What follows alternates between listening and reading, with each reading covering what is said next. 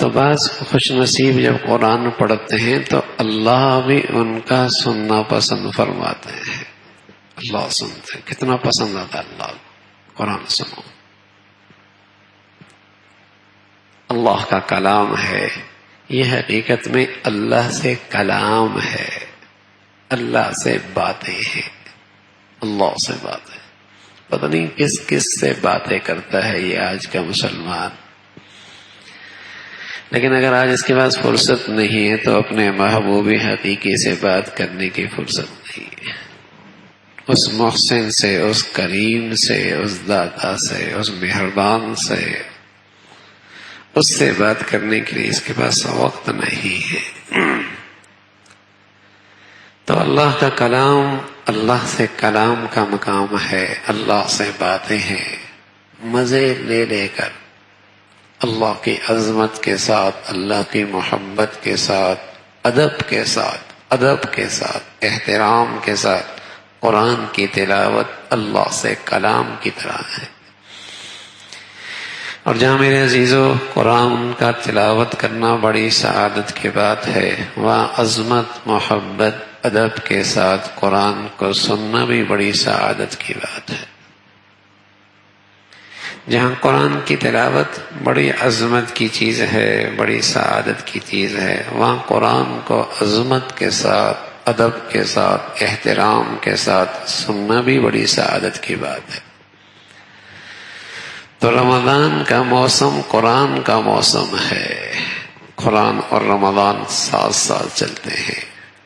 اتنا تلاوت ہوا کرتی تھی مسلمانوں کے یہاں رمضان میں، اگر آج ان کی تلاوت کا تذکرہ ہونے لگ جائے تو بس اوقات ہم جیسوں کو تو یقین بھی نہ ہے کہ ایک آدمی اتنی تلاوت کرتا کہ دن میں ایک قرآن کے بقدر تلاوت ہو جاتی، رات اتنی تلاوت کرتا کہ ایک قرآن کے بقدر تلاوت ہو جاتی. تو روزانہ 2 قرآن، 30 دنوں میں 60 قرآن ایک تراویحوں میں پڑھتا، 61 قرآن ایک رمضان میں پڑھ لیا کرتا تھا. امام ابو حنیفہ رحمۃ اللہ علیہ، امام شافعی رحمۃ اللہ علیہ، ان حالات کی زندگی میں اتنی تلاوت کہ ایک قرآن کے بقدر.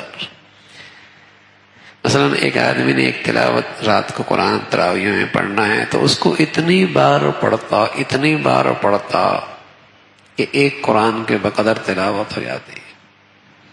شیخ الحدیث مولانا زکریا رحمۃ اللہ علیہ فرمایا کرتے تھے، جو رات کو میں نے منزل پڑھنی ہوتی تھی میں اس کو 31 مرتبہ پڑھتا تھا، ایک قرآن سے بھی کچھ زیادہ، کہ اگر 29 کے چاند ہو جائے تو میری 30 قرآن ختم کرنے کی گنتی پوری ہو جائے.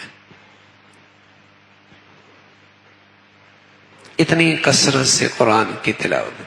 اور کیوں نہ ہو، اللہ کا نبی صلی اللہ علیہ وسلم کے ہاں جبرائیل امین رمضان میں آیا کرتے تھے، آپ انہیں قرآن سناتے تھے، وہ آپ کو قرآن سنایا کرتے. دور ہوا کرتا تھا، دور کہ رمضان میں پڑھنے کا سعادت بھی مل جائے، سننے کی سعادت بھی مل جائے.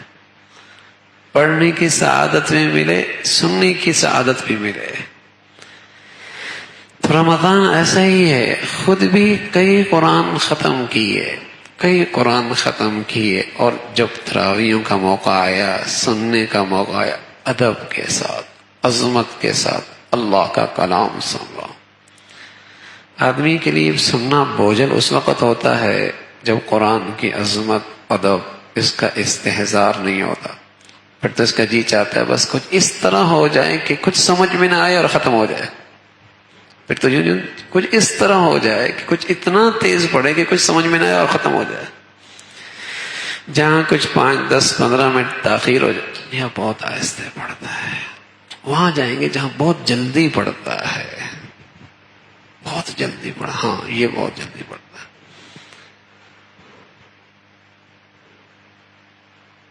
تو جب آدمی عظمت، ادب سے خالی ہو جاتا ہے تو پھر اس کے لیے تو سننا ہی مشکل ہوتا ہے.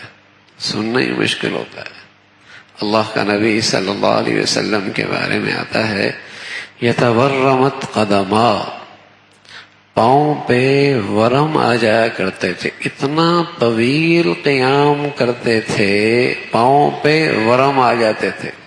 بتاؤ کتنا لمبا قیام ہوتا ہوگا، پاؤں پہ ورم ایسے ہی تو نہیں آتا.